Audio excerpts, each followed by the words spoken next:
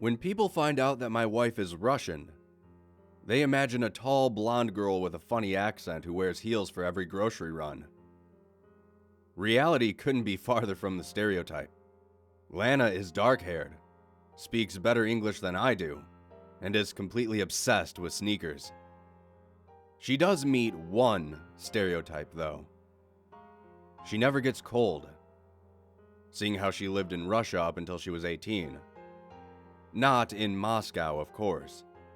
Did you know that Moscow's actually pretty warm? There are entire states in America where winters are far colder than anything Muscovites ever have to deal with. No, my wife comes from a tiny town far up in the Russian north, in the tundra. A dark, gloomy, and very cold place inside the Arctic Circle, with extremely harsh winters and even harsher people. A place that truly meets the stereotypes. I've met my in-laws all of 2 times, including our wedding. Both times they traveled to the United States. Frankly, I never had any intention of visiting Lana's hometown. Until she got that fateful call 9 days ago. My mother-in-law had suffered a stroke. While her condition was stable for the time being, the local doctor expected the worst could happen at any minute. Transporting her to a better hospital was out of the question, as she was in no state for that kind of a journey. My wife made travel arrangements immediately. I had a valid Russian visa from a business trip to Moscow a few weeks prior, so I decided to go with her. Now, getting to my wife's hometown isn't easy. You're in for a long flight to Moscow, then a connecting flight to Norilsk, one of the largest cities in the Russian tundra. From there, it's an hour-long trip down the Yenisei River, by barge in summer, and on cars over ice in the winter. Urgently getting to Moscow wasn't that hard. There, however, we faced additional difficulties. First of all, apparently I couldn't actually fly to Norilsk with Lana as the city was closed to foreigners. Before we could even process that, we were told that the airport was closed for all air traffic due to poor weather conditions, and that the weather wasn't expected to improve at all that week. I tried to console Lana as best as I could, but the news of her mom getting worse drove her mad. Soon, Lana suggested an alternative. It was possible to fly to a city a fair bit south of Norilsk, which was safer from the storms. For a modest fee, a family friend living there was willing to take a day's journey up the ice road to Lana's hometown. Well, more like a night's journey, since according to him, it was better to travel at night by Cars Light than by what passed as daylight there. I told my wife she was insane. She, however, was adamant on her plan, saying she's done Zimnik, how Russians call their ice roads, many times with her dad, and it was perfectly safe. She wouldn't budge no matter how I pleaded and told me I was welcome to stay in Moscow. Obviously, that wasn't an option, and in the end, I gave up. We flew to our next destination, and the cold hit me as soon as I stepped out of the plane. It was a different kind of cold, invasive and ruthless. It didn't care about the layers of sweaters and socks I had on. I shivered, imagining how much colder it was going to get. We met with the trucker who was to take us up north. He called himself Kolya and addressed my wife as Sveta, the Russian version of her name. Me, he didn't address me at all, instead referring to me derisively as Mr. Amerikashka whenever he spoke to my wife. Lana told me with a chuckle she didn't tell Kolya I could understand Russian, although I don't think he would have cared. Kolya was supposed to be a few years younger than my wife, but appeared much older, his skin and posture worn down by the harsh conditions of his homeland. He laughed at our American shoes and coats and said he would pack extra jackets and socks for us just in case. His brother helped load his truck, which looked like it had seen the fall of the Soviet Union, and then Kolya sat down to enjoy a shot of vodka, one for the road. My wife saw me blanch at that. "This isn't New York, or even Moscow," she said quietly. "People here are a bit behind in terms of DUI. Don't worry, he won't drink enough to get impaired. He's seen that kill people on the road." Indeed, the first shot was his last, and Kolya hopped into the truck. He offered my wife the shotgun seat, which, as far as I understood Russian macho culture, was basically equivalent of throwing a glove in my face. Whatever, as long as he got us there. The road was a dark stretch of ice and packed snow, powdered by the fresh snow that had fallen that morning. Snowdrifts bordered both sides of the road and leaked onto its surface a fair bit. Otherwise, it was the same barren flat surface for miles. In the first couple of hours, we saw a few cars going the opposite way to us. Then, a car going in the same direction as us overtook us and disappeared in the darkness ahead at surprising speeds. It was a tiny, rusted-through Subaru. At that moment, I gave up on understanding Russians then and there. Shortly after the Subaru disappeared, it started snowing. Just a bit at first, then more and more. Kolya didn't seem bothered, and I tried to stay calm as well, which I managed mostly successfully until the wind joined in. Unlike the snow, the wind started hard from the get-go. Have you ever heard the wind howling and become unsettled by the sound? Now, imagine the same, but in the depths of a black night lit only by your car's headlights. Except for your own vehicle, the world around is silent and devoid of life, frozen until spring. Not that you can see much through the thick snow that is now the wind's plaything, flurrying around the car, blanketing the windows. Our pace slowed to a crawl as Kolya swore colorfully in Russian. Maybe we should stop and wait it out, I suggested nervously. We can't, Lana said without bothering to ask our driver. If we stop, there's a good chance the car won't start again, and we are stuck here waiting for someone to pick us up. And the road's been empty today. The realization we were at a very real risk of freezing to death hit me like a ton of bricks. I leaned back into my seat and closed my eyes, wordlessly praying for the best. The only response was the wind howling. It sounded so strange.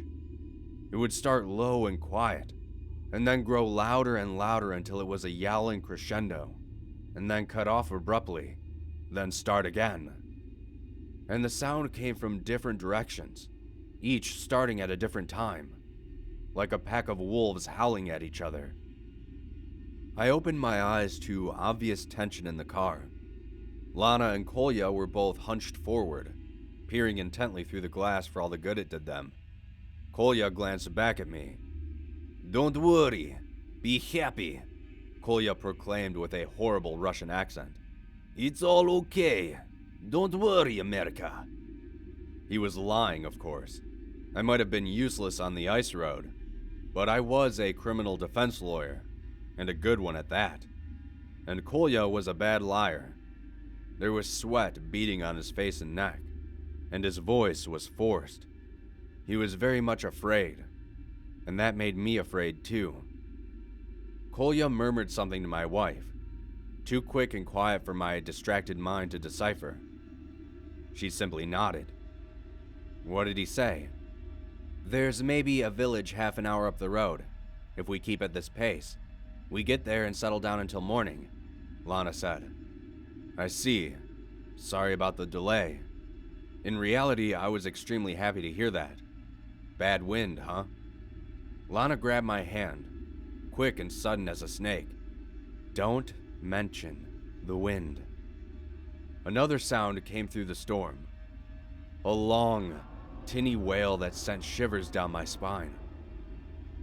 It took me a few moments to recognize the familiar sound of wind whistling through walls and chimneys, and then another moment to realize there were no walls around for the wind to whistle through. I opened my mouth to comment, and my wife's grip tightened on my arm. In that moment, I knew to keep quiet. We drove in tension-filled silence as a cacophony of sounds erupted through the storm. Wails and shrieks, howls and cries. No way the wind was producing all of that. The sounds grew closer, grew louder. I grabbed my wife's hand as we both stared desperately ahead. Through the flurry, we barely made something out. A large, dark shape reflecting our lights, or maybe piercing the darkness with lights of its own. Kolya cursed and swerved to the side. We were passing by another car stuck in the snow, its blinkers flashing. "Stop," Lana said, sudden and harsh. What? Kolya asked in Russian. You're crazy. "Stop," my wife repeated. "On the ice road, you help. That's the rule, remember?" Kolya gave her a long, hard look that I didn't like at all. "That's the rule," he echoed, and hit the brakes, slowing the car without actually stopping. I opened the door and peered outside. The driver of the stuck vehicle was already running towards us. I recognized the car itself as the Subaru that passed us earlier. Thank God you people were, the driver began. Get in, idiot, Kolya shouted, and the guy shut up and jumped in quickly. He was just a kid, no older than 20, with dark red hair and a patchy little beard. He looked cold and terrified. "Thank God," he repeated in a hushed whisper. "I was sure they'd get me." "They?" I asked, confused. Kolya and Lana turned to look at the kid in unison, and their stares could kill. I mean the wind and the snow." The kid corrected himself quickly. I had a sudden abrupt feeling that it was too late for that, even as I still had no clue as to what was going on. We drove on, and the interplay of howls and shrieks outside the car became unbearable in the silence. "What's your name?" I asked him the best I could. He blinked at me. "Sergey. My parents are away. It doesn't matter. I shouldn't have been driving, but I wanted to make it to my girlfriend's birthday." "Quiet," my wife barked, and we did. Immediately, I noticed a change in the surrounding sounds. They were much louder now. The highest-pitched shrieks rang in my ears. The low, insistent howling seemed to surround the car. And every now and then, something that sounded like an actual roar cut through the night. The car picked up the pace. I looked at Kolya and realized he was absolutely flooring the gas pedal. Poor visibility be damned. His truck was lurching along as fast as it could manage in the conditions. And yet, the encroaching racket made it obvious we were nowhere near fast enough. Then, the car hit something. We were all jerked forward as the truck came to a staggering halt. I hit my temple hard on the back of my wife's seat. "What was that?" I groaned. "Must have hit a chunk of ice or something." Lana's voice sounded strangely muffled. I remember focusing on her lips, and how pale and thin they looked. The dull, resounding pain in my head exploded into something hot and overwhelming, and I collapsed into the back seat. "He's passed out," Sergey called out. I wanted to correct him, but my voice wouldn't obey me. My lids seemed to weigh a ton each. I could barely open my eyes enough to see the trio of Russians huddled together. The car's flickering light illuminated their pale faces. "What now?" Sergey asked nervously. "Well, let's see." I don't think I would have been able to understand complex Russian in that state, if it wasn't my Lana speaking, her voice so familiar down to every inflection. "Why don't you go out and check what we hit and see if we can clear it somehow?" "What?" "We helped you, didn't we?" In the car's light, Lana's green eyes seemed very blue. "So why don't you return the favor? After all, on the ice road, you help each other. That's the rule." Kolya grumbled in agreement. Then he reached over and pulled out a rifle and aimed it at the boy. Sergey whimpered. "You know they're out there." "Well?" Lana's voice was impeccably calm and cold. "I guess you better not speak about them out loud. Better not even think about them, really." My eyes closed against my will. I heard a door swing open and a rush of cold air. Finally, I passed out for real. And in my unconsciousness, I dreamed of horrified screaming and a single terrible roar that filled the night. I came to during the day, on a couch of some local family that agreed to house us for a bit of cash. My wife fussed over me. Once she was sure I was conscious and lucid, she rushed me into the car, saying we could do the rest of the drive by day, and an actual doctor could look at me in her hometown. I settled in the backseat of the car. Vague memories haunted me. Where's the kid? What kid, darling? Lana asked in sincere surprise. There was no kid. We traveled alone. Kolya added in Russian, and I wondered how he knew what I was asking about, or that I'd understand his answer. But aloud I could only say, the young redheaded kid. Sweetie, I'm getting really worried. You must have hit your head harder than I thought. We gotta get you checked out as soon as we get back to the States. Maybe even a checkup in Moscow. I didn't really know what to say after that. We made it the rest of the way uneventfully. Unfortunately, my mother-in-law had slipped into unconsciousness before we even set out for the drive, and she passed away several hours after our arrival. Lana didn't even get to say a proper goodbye. She is obviously devastated right now, so I'm trying my best to focus on comforting her. We're staying here until the funeral, and I can't say I'm looking forward to the ride back. My father-in-law graciously gifted me a proper Russian winter coat, so I went ahead and packed my American camel coat that proved terribly insufficient for the weather. As I was folding it, I noticed a few curly red hairs stuck to the light beige fabric, and at that moment, I felt so cold